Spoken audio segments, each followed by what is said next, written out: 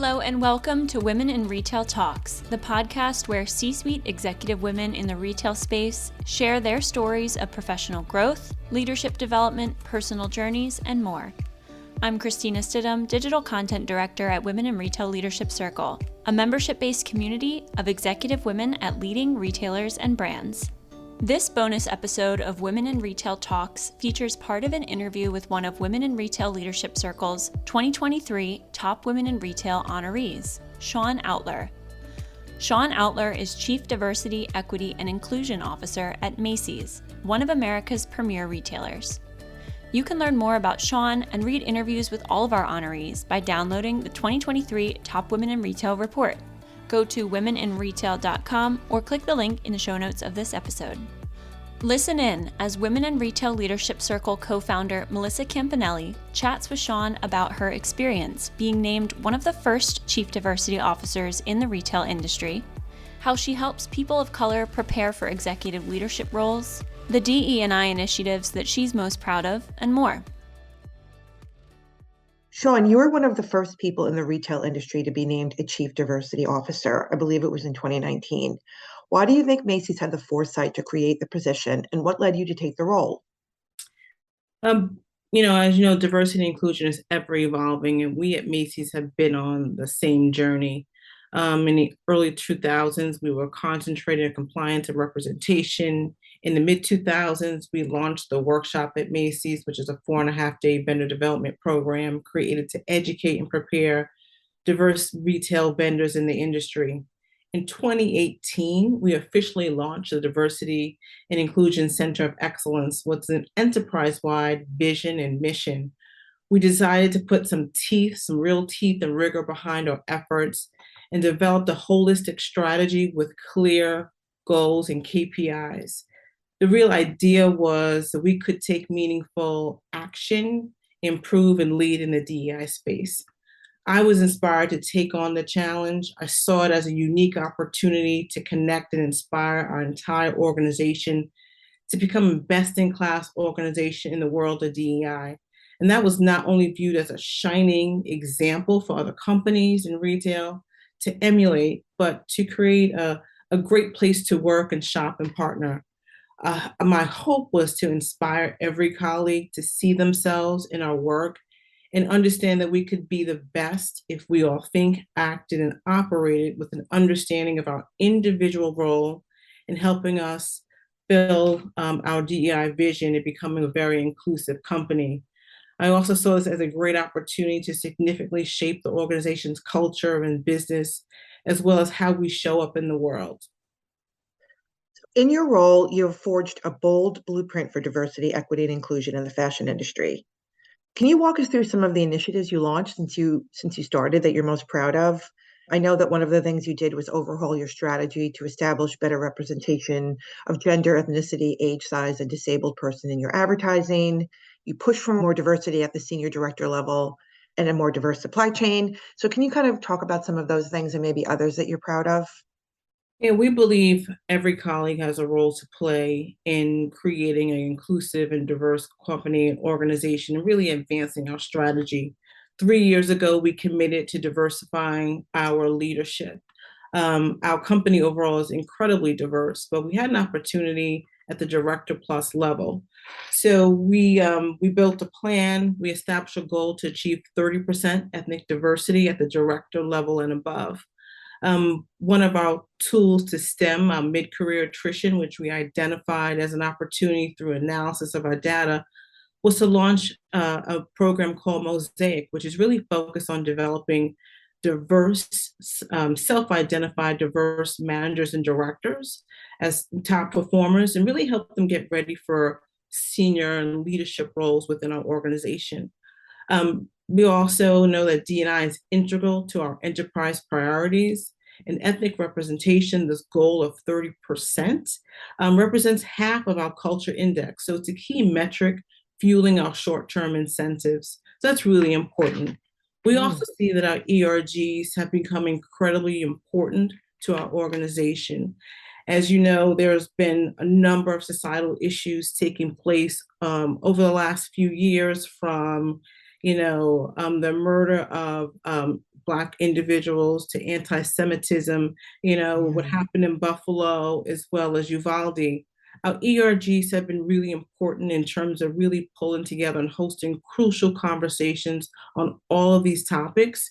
Really creating opportunity for our colleagues to share how they're feeling, how these events have impacted them, but it's also an opportunity for others to learn about what's happening in society and how really our colleagues are showing up every day with all of that on their mind. So creating this community for us has been incredibly important. And we have started to expand and will by the beginning and first part of 2023. We're going to expand all our ERGs to all of our locations. This idea of community across our enterprise and all of our nameplates, Macy's, Bloomingdale's, it's really important to fueling and creating that connection and that empathy and that allyship across our organization. We also establish an annual week of understanding, really where we come together to have further conversation on topics that our colleagues told us are really important to them, like mental health and well-being. So we've instituted some great things in regard to our diversity of our colleague base and engagement across our workforce. We also have been incredibly focused on our supply diversity, and that's been for a number of years. We established our workshop at Macy's over 10 years ago. I'm really proud of the work there. I authored that program, but it really is built to educate and prepare diverse on retail vendors for to grow and excel in the space. Our goal from that day, 2011, was really to create an ecosystem by which all vendors could thrive. So the workshop is an example of how we provided education, right, for these vendors. We also provide them with access to customers, be it through pop-up shops during the workshop or hosting those companies on our website for a month as we have extended the program to that long, but also really elevating the presence of all the other brands that we do business with on our website has been a real push for us.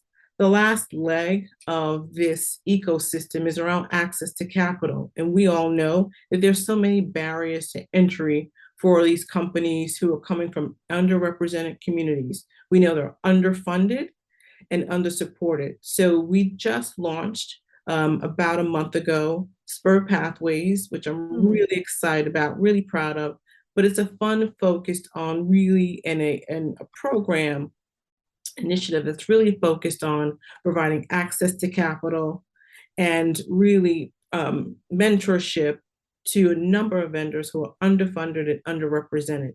The idea is to spur growth and to meet all these different vendors where they are today with different levels of capital and funding to help them grow. And as they grow, really shift and move and elevate this capital along with them. So the goal is to really to grow that fund to 200 million. Macy's has committed 30 million to that fund. But this is really where we're taking a stand on really growing in our diverse businesses. We also launched this year Mission Everyone. It's our social purpose to create a brighter future with bold representation for all. And one of our bold commitments, our signature commitment, is $5 billion that we will spend with underrepresented businesses and those that provide sustainable products. Part of what's going to fuel that is the Spur Pathways Fund. Amazing. Wow. So many awesome things you should be proud of, programs that you started, and there's more to come, it sounds. So that's amazing. Did you have any challenges getting any of these initiatives launched, and how did you overcome them? So, like, what are your secrets to success?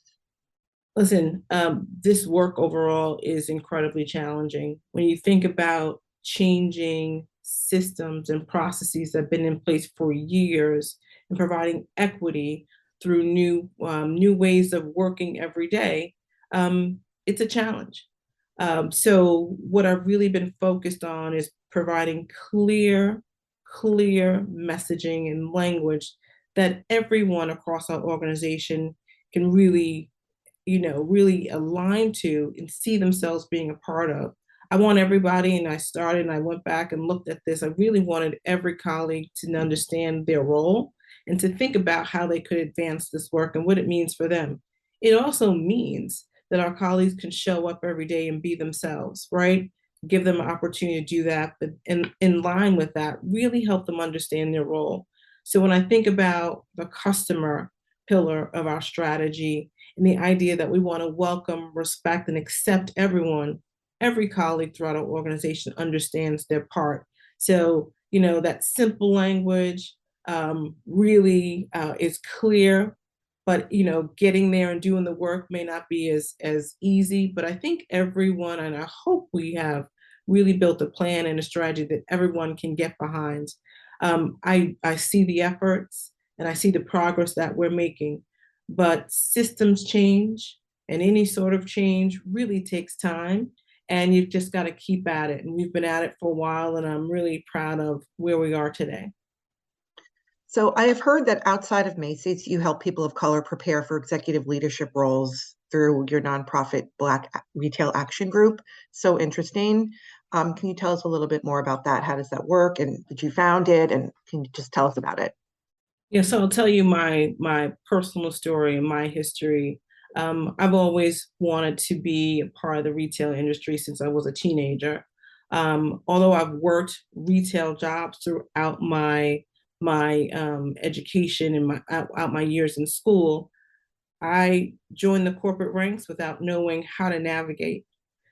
Bragg, for me, is a really personal passion because its mission is to educate and prepare professionals, entrepreneurs, and students for really leadership roles in the industry.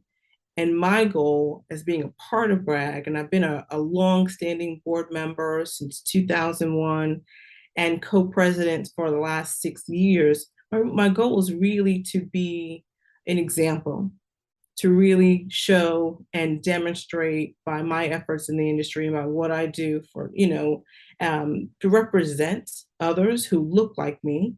And so that they can look forward and see someone who has navigated, who can help them really figure out how to chart their path in the industry as well. It's great. Along kind of the same lines, how do you motivate and inspire your team? Sounds like you're doing a lot of motivating of these folks, in Bragg. So how do you do that with your team? Yeah, I have an extremely talented team of women and many folks who are really subject matter experts and just motivated on their own. What we've created, I believe, is, great partnership, right? So I give them a huge challenge and ask them to go reach for the stars and come back to me with a great idea about how to get it done. So I inspire them and I give them autonomy to think and to grow, but to really push the envelope, to challenge others and themselves to think big and to deliver on some outstanding programming ideas that maybe go beyond what they initially thought. But really, it's about really aspiring and giving them a really big, bold vision to go after, giving them the space and the autonomy to think that through and to really ideate and create. And while I coach them along the way, but really challenging them to really reach for more and don't be afraid to push others to do the same. Love that. And so what's next for you in your role?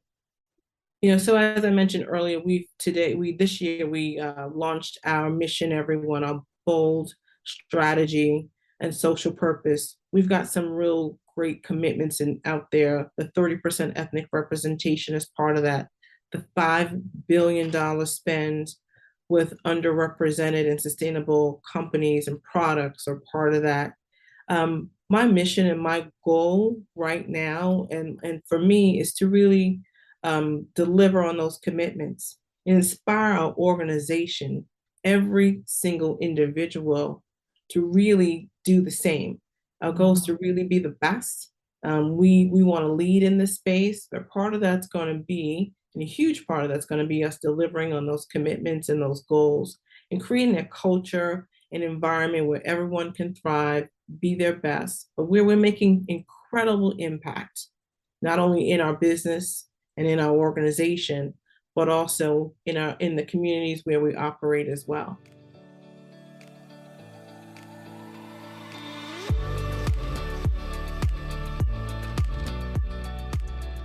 Thanks for listening.